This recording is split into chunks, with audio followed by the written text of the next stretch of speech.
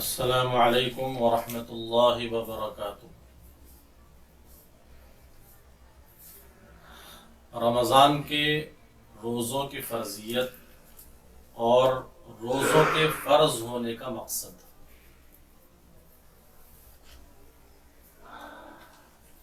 اعوذ باللہ من الشیطان الرجیم، بسم اللہ الرحمن الرحیم۔ یا ایہا الذین آمنوا کتب علیکم الصیام کما کتب علی الذین من قبلکم لعلکم تتقون۔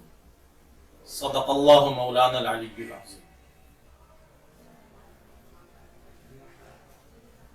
رمضان المبارک کے روزے رکھنا اسلام کا ایک اہم ترین رکن اور فریضہ ہے۔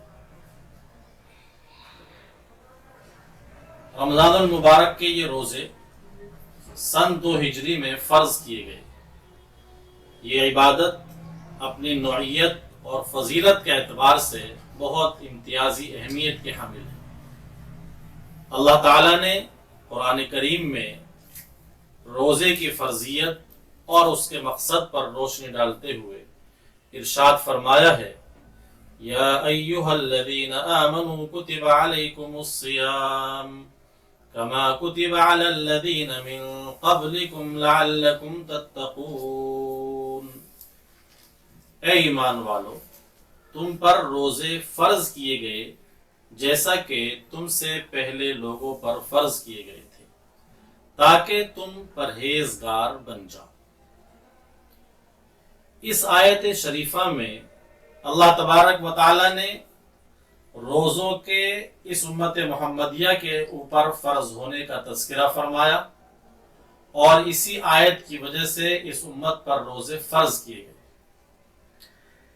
علماء کرام اور محدثین و مفسرین نے بالاتفاق یہ بات کتابوں میں لکھی ہے کہ روزوں کی فرضیت گویا اس آیت کا شان نزول اور اس سے سمجھا جانے والا حکم سن 2 ہجری کا ہے، یعنی سن 2 ہجری میں روزے فرض کیے گئے۔ پھر اس آیت میں ایک اور لطیف پہلو ہے اور اشارہ ہے کہ یہ روزوں کی فرضیت اس امت کے لیے کوئی نیا حکم نہیں ہے، بلکہ اس امت محمدیہ سے پہلے بھی اللہ تعالیٰ نے دوسری امتوں پر روزوں کا سلسلہ جاری رکھا ہے۔ اس وضاحت سے امت محمدیہ کے روزے داروں کو ایک دلاسا دینا ہے اور سابقہ امتوں کے عمل کا ایک نمونہ پیش کر کے اس امت کے روزے داروں کے لیے روزے جیسی اہم اور پرمشقت عبادت کو آسان بنانا اور گویا اس کی ایک طرح سے ترغیب دینا ہے۔ ایک اور اہم بات جو اس آیت شریفہ میں ہے وہ یہ کہ روزوں کا مقصد اللہ تبارک و تعالی فرماتے ہیں لعلکم تتقون، تاکہ روزے دار اپنے اندر پرہیزگاری کا وہ مقام پیدا کر سکیں جو اللہ تبارک و تعالی کے یہاں مطلوب اور مرغوب ہے۔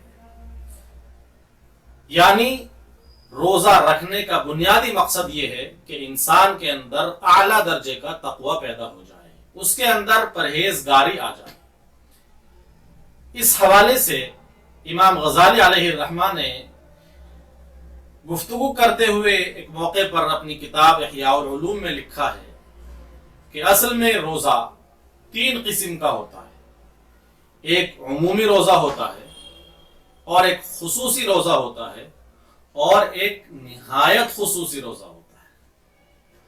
عمومی روزے کا مطلب واضح ہے کہ شرعی اعتبار سے جن چیزوں کے کر لینے یا کھا پی لینے سے روزہ ٹوٹ جاتا ہے، انسان ان چیزوں سے اپنے آپ کو بچا کر کے رکھے۔ اور خصوصی روزے کا مطلب یہ ہے کہ روزے کے مفسدات سے بچانے کے ساتھ ساتھ میں اپنے اعضاء اور جوارح کو بھی انسان گناہوں سے محفوظ رکھے۔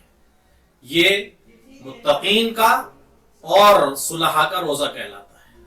اور نہایت خصوصی روزہ یہ ہے کہ انسان ظاہری اور باطنی مفسدات سے بچنے کے علاوہ دل کو بھی اللہ کے علاوہ کے ساتھ مشغول ہونے تک سے محفوظ رکھے، اور یہ درجہ حضرات انبیاء کرام، صدیقین، مقربین اور بہت اللہ کے خاص الخاص بندوں کو حاصل ہوتا ہے۔